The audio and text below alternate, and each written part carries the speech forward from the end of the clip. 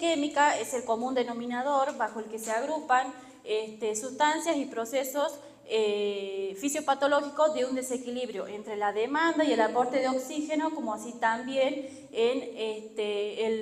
inducida por una alteración del flujo arterial. O sea, que es una alteración de la demanda y del aporte de oxígeno, como así también del flujo arterial de la sangre. Tenemos una arteriopatía coronaria o arteriosclerosis, que es una enfermedad de la íntima de las arterias, progresiva, crónica y multifocal, que en el caso de las coronarias afecta a los vasos de mediano y gran calibre. ¿Por qué se denomina que es una enfermedad de la íntima de las arterias? Porque todas las arterias o venas están formadas por tres capas o por tres túnicas. Una capa o túnica interna, que sería el interior de la arteria, una capa o túnica media, que está formada por tejido muscular, y una capa o túnica adventicia o elástica, que es la que le permite la expansión a la arteria. Tenemos el estadio de desarrollo de la placa arteriosclerótica. La arteriosclerosis se inicia cuando unos glóbulos blancos, llamados monocitos, migran desde el torrente sanguíneo hacia el interior de la pared de la arteria. Estos glóbulos blancos se van formando en forma de vetas de grasas, que son macrófagos cargados de lípidos y células de musculatura lisa. En el estadio número 2, en esta etapa, estas células cargadas de grasa van produciendo un engrosamiento en el interior de la pared de las arterias. Cada zona de engrosamiento, llamada placa de arteriosclerosis o ateroma, se va llenando de un líquido parecido al queso, que está compuesto principalmente ya sea por colesterol, por células musculares lisas y células de tejido conjuntivo. En el estadio número 3, en este estadio aparece la fase de avance o de complicación de la lesión aterosclerótica o fibrosa. En este caso, esta placa se vasculariza, el núcleo se calcifica, se vuelve más frágil e incluso puede llegar a romperse. La superficie se ulcera, provocando que esta placa produzca hemorragia, por lo tanto se vuelve más grande y cada vez más obstruye la luz de la arteria.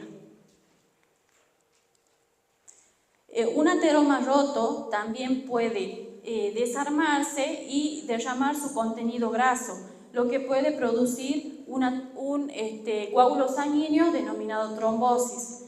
La trombosis se produce en las venas profundas y es la obstrucción por un coágulo de sangre. Por lo general, esto ocurre en los miembros inferiores, ya sea en las piernas, en los muslos y también en la ingle. También otras veces puede ocasionarse en los miembros inferiores, como son los brazos. El coágulo estrecha aún más la arteria e incluso puede desprenderse e irradiar a otros vasos o arterias de menor calibre, en donde puede producir una embolia, que sería una oclusión, que la embolia es una obstrucción, ya sea por una gota de grasa, una burbuja de aire o también una gota de sangre que viene arrastrando la misma y que por lo general previene de las placas de colesterol. Esto nos puede llevar a una trombosis, un tromboembolismo pulmonar, que es la obstrucción de las arterias a través del arrastre de coágulos sanguíneos provenientes de los miembros inferiores. Tenemos los factores de riesgo de la arteriosclerosis. Dentro de los factores de riesgo de la arteriosclerosis tenemos la edad, el sexo, hipercolesterolemia, tenemos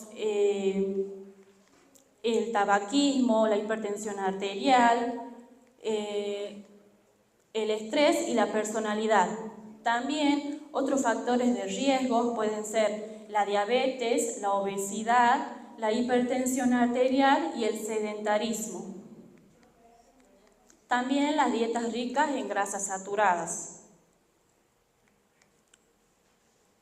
Bueno, ahora pasamos a lo que es la angina de pecho.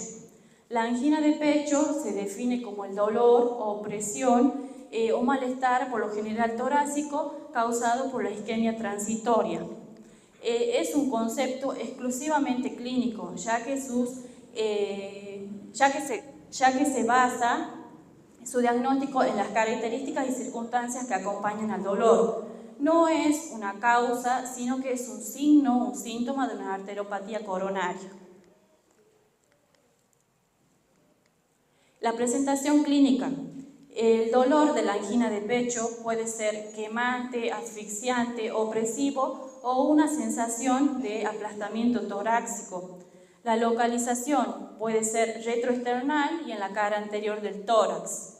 La irrigación puede irradiar hacia los brazos, hacia la mandíbula, hacia el epigastrio e incluso hacia el cuello y la espalda. La duración puede durar de 1 a 4 minutos, desapareciendo paulatinamente de 1 a 10 minutos. Los factores desencadenantes. El primer factor desencadenante es un ejercicio físico o el esfuerzo físico. También un ambiente frío, como así también las emociones. La clasificación. Tenemos angina estable, angina inestable, angina variante o de Prismetal y la siguiente. La angina estable es la que ocurre después de un ejercicio o un esfuerzo físico.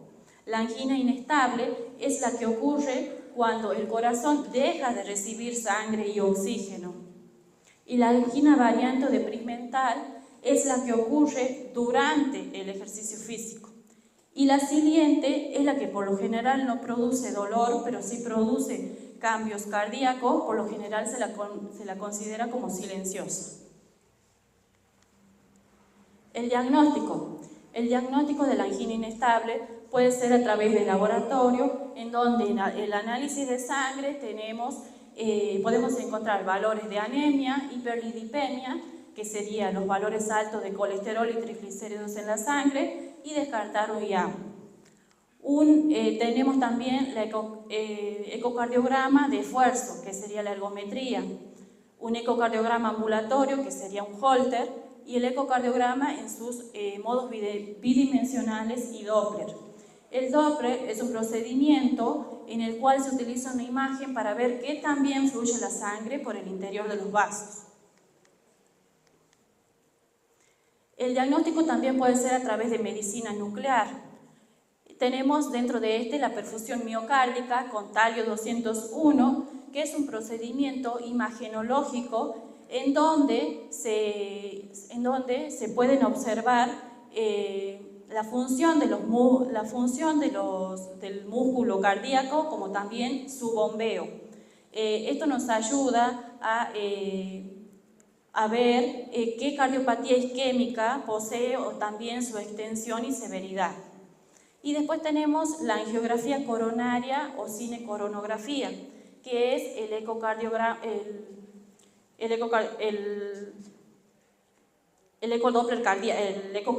cardíaco, que es un procedimiento el cual se realiza para ver la función de las coronarias. Las coronarias son los vasos que rodean al corazón. Por lo tanto, mediante este estudio podemos ver qué tan bien fluye la sangre por el interior de estos vasos o si están obstruidos ya sea por un coágulo de sangre o por depósito de colesterol. El tratamiento. Tenemos diversos tipos de tratamiento. Tenemos el tratamiento antiagregante plaquetario, que en los medicamentos más utilizados son el ácido acetilsalicílico, que es la aspirineta, y el clopidogrel. ¿Por qué se denomina antiagregante plaquetario? Porque es una medicación que evita que las plaquetas se fusionen o se unan para evitar la formación de un coágulo. El tratamiento antiisquémico. Dentro de tenemos los nitratos, que son vasodilatadores, que nos ayudan tanto a vasodilatar los vasos como así también a disminuir la tensión arterial. Dentro de los más conocidos y los más utilizados son la nitroglicerina, que es el NTG, y el nitroprusiato de sodio. Después tenemos la anticoagulación, que la anticoagulación se la realiza por medio de heparina, que esta se administra por vía endovenosa y a través de una bomba de infusión. También tenemos la enoxaparina sódica que se administra de forma subcutánea y otros medicamentos de anticoagulación por vía oral como ser el rivaroxaban, el apixaban y la warfarina, que son los más conocidos y los más utilizados. En el tratamiento de soporte tenemos los betas bloqueantes, que son medicaciones que nos ayudan a disminuir la presión arterial, como así también a inhibir la función de la adrenalina, que es la hormona epinefrina. Dentro de los más utilizados tenemos el bisoprolol, el carvedilol, el nebivolol y el atenolol. Después tenemos las estatinas, que dentro de las estatinas, estas junto con la dieta nos ayudan a mantener los valores controlados de colesterol y triglicéridos en la sangre. Las más utilizadas son la rosuvastatina, la atorvastatina y la simvastatina. Después tenemos los IECA, que son inhibidores de la angiostensina, que la más utilizada es el enalapril. El dinitrato de isosorbide es una medicación que nos ayuda a vasodilatar los vasos. Por lo tanto, esto nos permite a que la sangre fluya de una mejor manera y que el corazón bombee de una mejor manera también. El mononitrato de isosorbide, que también entran en los vasos dilatadores. Después tenemos el tratamiento invasivo. En el tratamiento invasivo se realiza la angioplastía con balón y la angioplastía con stem.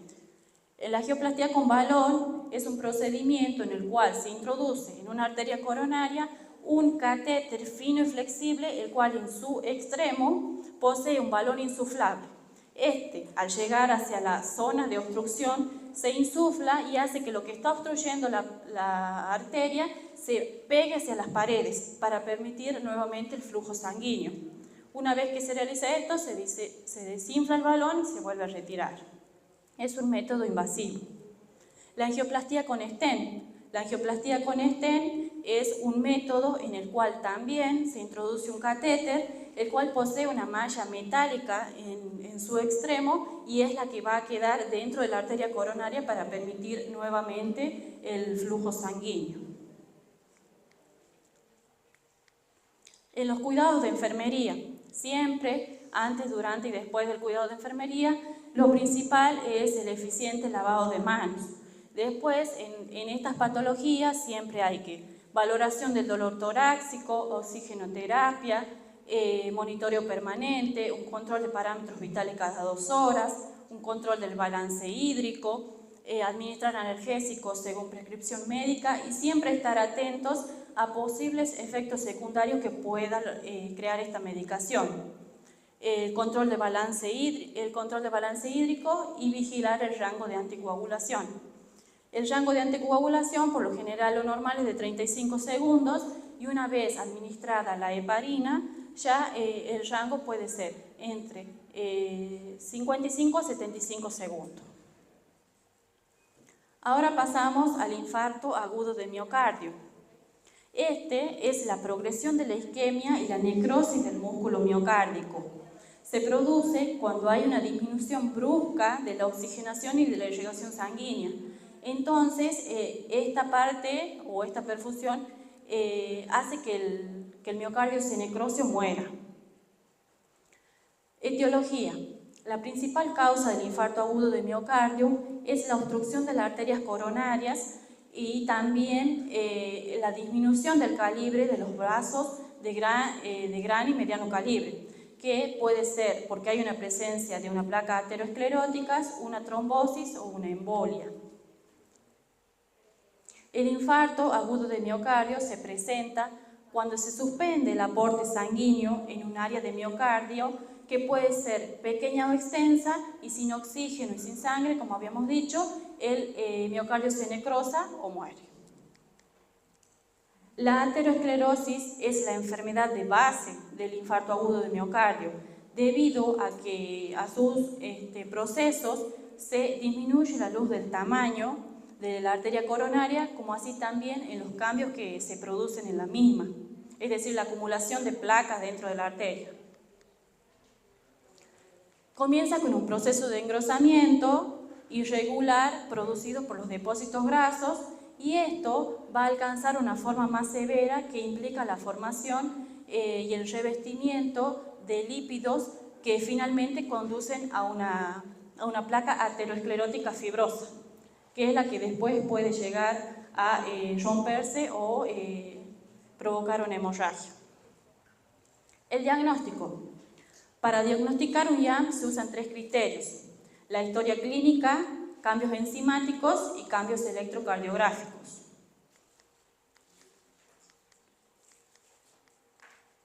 En los síntomas clínicos, el 20% de los infartos agudos de miocardio no presenta dolor, siendo que el 80% restante puede manifestar signos y síntomas de la angina inestable. Los factores se pueden producir durante el reposo o también después de un esfuerzo físico. La duración, por lo general, dura 30 minutos, no cede con el reposo ni tampoco con la administración de nitritos. Otros signos y síntomas asociados pueden ser la ansiedad, la intranquilidad, la piel sudorosa, fría, seca, náuseas, vómitos, molestias gastrointestinales, cianosis, arritmias o sensación de muerte inminente, es decir, lo que siente el paciente, que es lo que puede llegar a sentir. En los cambios enzimáticos, se produce una alteración en las enzimas GOT, LDH, CPK y troponina T. La enzima GOT o transaminasa glutámica oxalacética es una enzima presente en los tejidos del hígado y del corazón, también en los músculos. Por lo tanto, una alteración o un valor elevado de la misma nos está indicando que hay un daño, ya sea en el hígado o en el corazón. Los valores normales son en las mujeres de 0,6 a 34 y en los varones de 0,8 a 40 unidades por litro. La enzima LDH o deshidrogenasa láctico, que es una enzima que se encuentra en la producción de las energías de las células del tejido muscular. Una alteración de la misma nos está indicando que hay un daño en el tejido. Los valores normales son de 120 a 333 unidades por litro, siendo un riesgo de ataque cardíaco un valor de 400 a 500. Y después tenemos la enzima CPK, MB o creatinfosfoquinasa, que es una enzima que está presente también en el corazón, en el cerebro y en los músculos. Un valor elevado de la misma nos puede indicar que hay un daño, ya sea un infarto agudo de miocardio o una angina inestable. El valor normal es de 10 a 120 microgramos por decilitro. Y después tenemos la troponina T, que es fijadora de tropomiosina con 8 horas de dolor precordial en adelante. Es decir, que lo mejor sería realizarla 8 horas después de la aparición del dolor. La troponina es una proteína que se encuentra en los músculos cardíacos, no está en el torrente sanguíneo. Por lo tanto, cuando el corazón sufre algún daño, esta proteína se libera al torrente sanguíneo, por lo que puede ser captada en un análisis de laboratorio, siendo lo normal hasta 0,40 unidades por decilitro, y un valor mayor a este nos indica un signo de alarma. Los cambios electrocardiográficos se caracterizan por la inversión de la onda T, es decir, una T colgada, una T negativa, aunque también que indica isquemia, aunque también esto nos puede estar indicando un bloqueo de rama derecha, izquierda, o que hay una sobrecarga cuando se realiza un tratamiento del TEP. Otro cambio electrocardiográfico es la elevación del ST, una ST elevada, que nos está indicando una lesión. Otro cambio electrocardiográfico es la presencia de una onda Q que se presenta más prolongada y ensanchada, que nos está indicando una necrosis. En el tratamiento del infarto agudo de miocardio, este puede ser médico, es decir, a través de fármacos, y también un tratamiento invasivo. En el tratamiento farmacológico el principal, si está en la fase isquémica, es decir, cuando no hay todavía una obstrucción total, se utiliza la heparina, que es un anticoagulante que nos permite evitar la formación de un trombo porque fluidifica la sangre. La STK o streptokinasa, cuando está en la fase isquémica o en la fase aguda. ¿Por qué? Porque ya está obstruido totalmente. Este es un trombolítico que se utiliza en los infartos agudos de miocardio, como también en el TEP o en una embolia pulmonar. Es decir, que se lo puede utilizar cuando obstruye una arteria tanto del pulmón como del corazón, porque esta medicación ataca directamente el trombo, es decir, lo desarma y vuelve otra vez la irrigación de sangre. Después tenemos el tratamiento de soporte, que en el tratamiento de soporte, como habíamos dicho, el NTG, que es un vasodilatador, los analgésicos, los IECA, que el más utilizado es el enalapril, los antiagregantes plaquetarios, que lo que más utilizamos son la aspirineta y el clopidogrel, los beta bloqueantes, como son el bisoprolol, carvedilol, atenolol y nebivolol, y las estatinas, como son la rosuvastatina y la torvastatina. En el tratamiento invasivo también se lo realiza con angioplastia con balón, angioplastia con stent o CRM, que sería una cirugía de revascularización coronaria o el conocido bypass. Como habíamos dicho, la angioplastia con balón es un método invasivo en donde se introduce un catéter, el cual tiene un balón insuflable en su extremo, el que introducido hacia la zona en donde se encuentra la obstrucción, se lo insufla para que lo que está obstruyendo la arteria se pegue hacia las paredes. Y la angioplastia con stent es casi el mismo procedimiento, solo que en el extremo del catéter posee una malla metálica que es la que queda dentro de la arteria coronaria. Y después tenemos la cirugía de revascularización coronaria o bypass, que es un procedimiento también invasivo que se utiliza en las arterias coronarias para dar paso a un nuevo camino para la irrigación sanguínea. Es decir, que como está obstruido, se toma una vena sana, la cual se la conecta a una arteria coronaria por debajo y por arriba del trombo para que la sangre tome su nuevo camino, para que se siga su flujo sanguíneo.